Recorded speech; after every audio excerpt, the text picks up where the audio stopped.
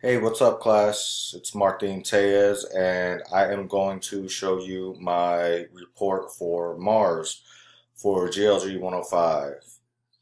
And here's my picture of Mars, which is also known as the red planet. And we'll scroll on to the next slide here. And where is Mars? Mars is located here. As you can see, here's the Sun, here's Mercury, here's Venus, here's Earth. And Mars is way over here. So, is it visible in the night sky? Well, it will be on March 10th at about 2 a.m. local time, our time. Look low near the east-southeast horizon for the rising of a fat waning crescent moon. And at the same time, you'll notice Mars mimicking a bright yellowish-orange star, about 4.5 degrees to the right of the moon. Um, my next slide is going to be Mars' surface. And Mars' surface is pretty dry. It's a barren wasteland marked by old volcanoes and impact craters. The entire surface can be scoured by a single sandstorm that hides it from observation for days at a time.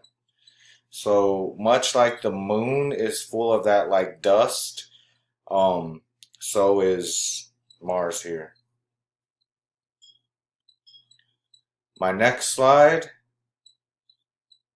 we have our exploration, Mars Global Surveyor.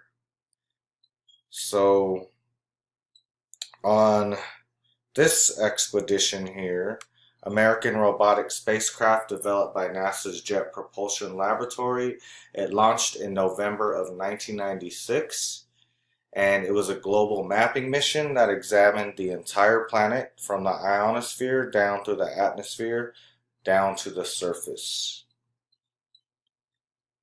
I thought that was a pretty cool picture too.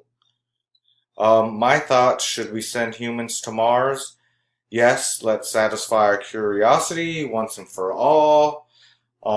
However, I prefer that we do it with private, not government funded money, so I don't think the government should be paying to go to Mars. It's not really something we should pay for, but hey, if somebody has the money and wants to go, then they should by all means do it.